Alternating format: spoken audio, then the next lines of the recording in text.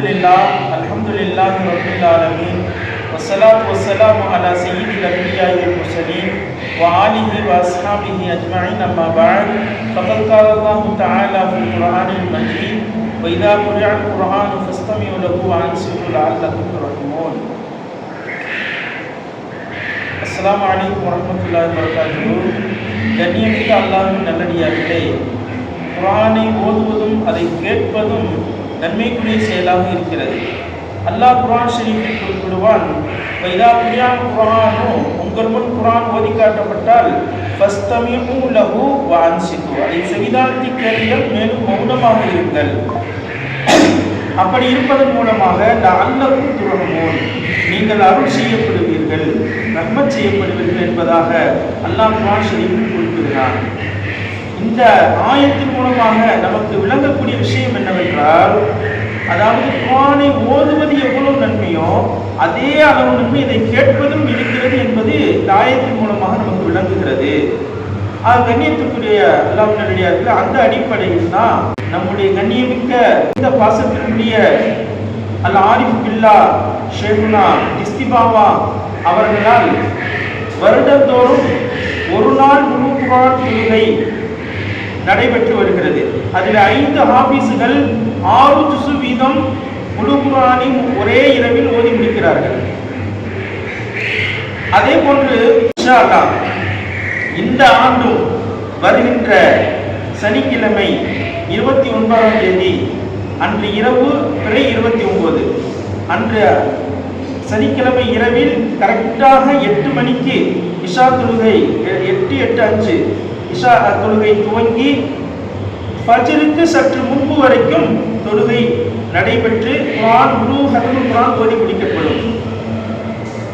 நம்ம நினைக்கலாம் இது சாத்தியமா அப்படின்னு நம்ம நினைக்கலாம். சாத்தியம்தான்.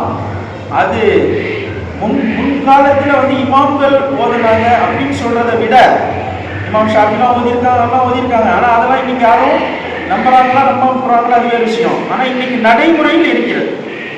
இன்னைக்கு திண்டுக்கல்ல நடைமுறையில் திண்டுக்கல்ல, அதாவது இங்கே மானாமனா பள்ளியாசா, இந்த பல இடங்களில் பெண்கள் மதரசா, இந்த மாதிரி எங்கெல்லாம் ஒரே நாளில் காலையில் உட்கார வச்சு முழு குர்ஆனையும் பிள்ளைகிட்ட கேட்குறாங்க.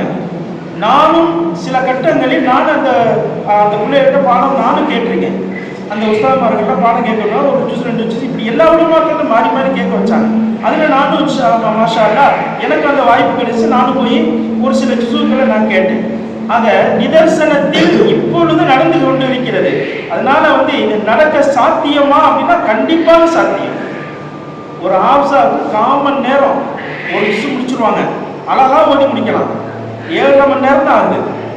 அதனால கண்ணியத்துக்குரியவர்களே, உங்களுக்கு இந்த சந்தேகம், ஏன்னா மக்களுடைய சந்தேகத்தை தீர்ப்பது எங்களுடைய உலமாக்களுடைய கடமை. அந்த அடிப்படையில் தான் நம்ம சொல்றோம் ஒழிய வேற எதுவும் காரணம் இல்லை. ஆக கண்ணியத்திற்குரியவர்களே, நம்ம என்ன செய்யணும், இது போன்ற தொழுகையில் நாம் அவசியமாக கலந்து கொள்வதன் மூலமாக நன்மை இருக்கிறது.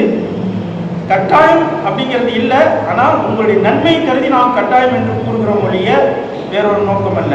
கண்ணியத்திற்குரியவர் அல்லாஹ் தஆலா இந்த குர்ஆனில் சொல்லப்பட்டபடி குர்ஆனை ஓதுவதன் மூலம் மட்டுமல்ல, குர்ஆனை கேட்பதன் மூலமாகவும் நன்மை இருக்கிறது என்று அல்லாஹ் சொல்லுகிறானே, என்னுடைய அருள் அவர்கள் மீது இறங்குகிறது என்று சொல்லுகிறானே, அந்த அடிப்படையிலே நாமும் கேட்டு வல்ல ரஹ்மானுடைய அந்த அருளை பெறுவோமாக.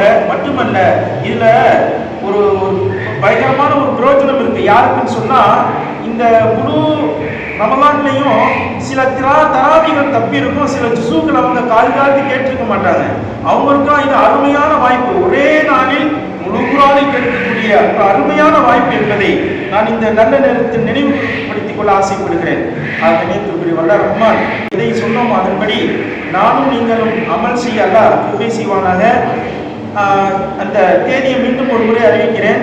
வருகின்ற 29 சனிக்கிழமை இரவு பிறை 29 நம்முடைய பாவாஜி ஹான்கா பள்ளிவாசல், இந்த பள்ளிவாசலில் நடைபெறும். அனைவரும் கலந்து சிறப்பிக்குமாறு கேட்டுக்கொள்கின்றோம். அஸ்ஸலாமு அலைக்கும். சொன்ன செய்தி நான் பகிர்ந்து வைக்கிறேன். அதே போன்று பாவாஜி ஹல்கா பள்ளிவாசல் சிஷ்டிபாவா நகர் தோமையாபுரம் திண்டுக்கல் என்பதை தாயுடன் நான் பகிர்ந்து கொள்ள விரும்புகிறேன். அல்லாஹ் ஹசரத் சொன்னது போன்று அந்த தொழிலில் நாம் அனைவரும் கலந்து கொண்டு அதை செவிதாரத்தை கேட்டு அதனுடைய நன்மையை பெறக்கூடிய மக்களாக நாம் அனைவரும்